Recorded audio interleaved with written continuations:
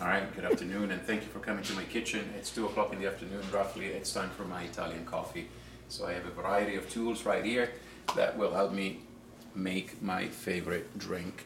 A number of mochas, we call them just like that, mocha. In Italy, almost all of them are made by Bialetti. Bialetti is a famous brand from Italy, started off in the 1930s making these mochas. This is a typical ritual in an Italian household. As a matter of fact, I think 90% of Italians have one of these in the kitchen. Yes, they do, as a matter of fact. In addition to that, I also have some Illy Cafe, Illy being the brand. Yes. This one is actually based out of Trieste, which is in the region of Friuli, Venezia Giulia, where I'm from. Mm-hmm. One of the best coffees, I think. One of the best coffees out there on the market. Mm-hmm. I've got in the same tin with the same logo. I have my sugar. If you want any, I've got my coffee cup right here, made out of glass because I like to see my coffee in the glass. Also made by Bialetti, I think. Also made by Bialetti. I'm going to show it to you. There should be a logo right there visible. Yeah, right on. And no, we're not getting paid by Bialetti. And finally, I have a little bottle of grappa, Nardini grappa. I'm just going to add let me just show them the big... a little shot of grappa in my espresso at the end of it. And grappa is a byproduct of grapes. After they make the wine, basically, it's made from the pomace, and which is the seeds and the stems, and that's what they make the grappa. And it's a very, very strong kind of liquor. You can drink it on its own, or you can just add a little bit, just a teeny tiny bit in your coffee. You don't have to overdo it. And that's called in Italian? And that would make a caffè corretto. So corretto, la correzione would be adding that little bit of grappa. Over here, I have extra tools here that I'm going to talk about in a second. Basically, extra pieces for my Bialetti coffee machine whenever the gasket goes out and it becomes brittle a little bit and it's time to change it. Then I have my spare parts in here, different sizes based on the size of the mocha. So, how does an Italian make coffee on a day-to-day basis? I got my coffee here, as I told you, opening up. I typically keep my coffee in the fridge. It's going to maintain its freshness, more so than if you kept it up in a cupboard, just my opinion.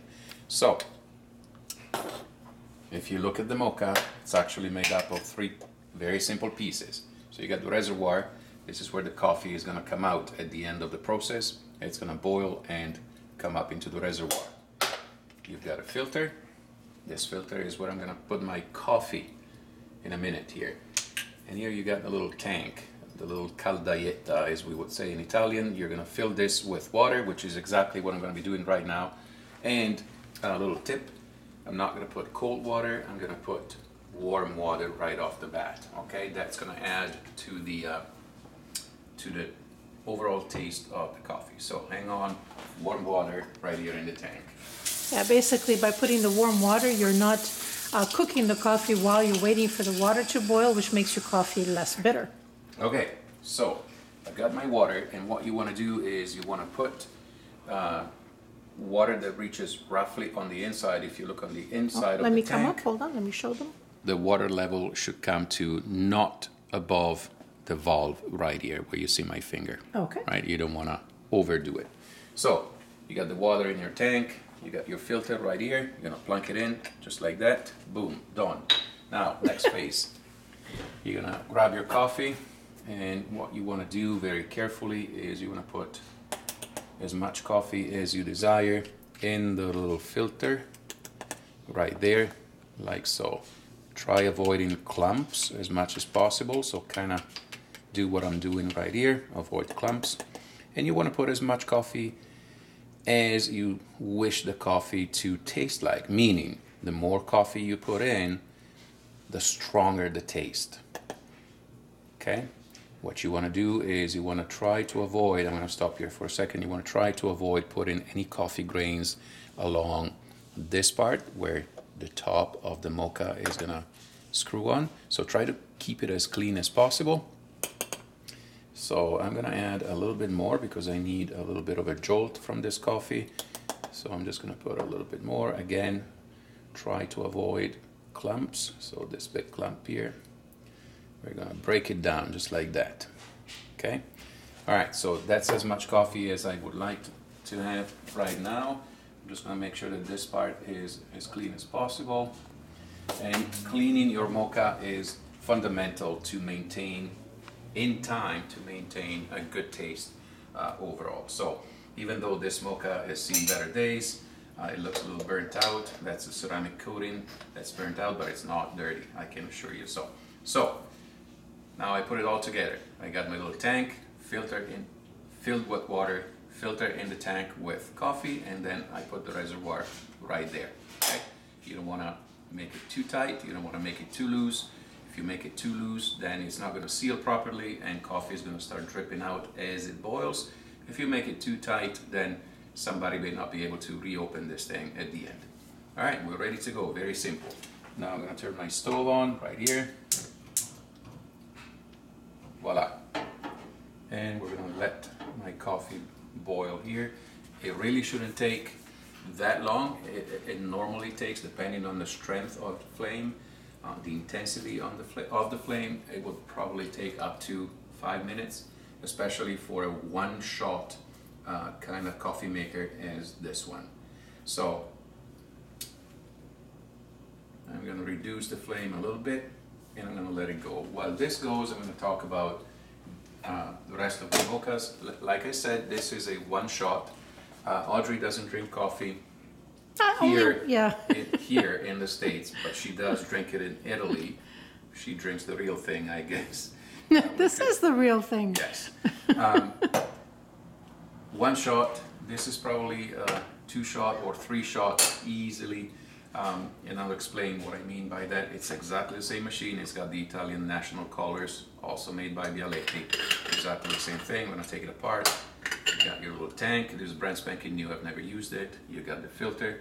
Easily you can make 3 to 4 coffees here. And then you've got the reservoir on top.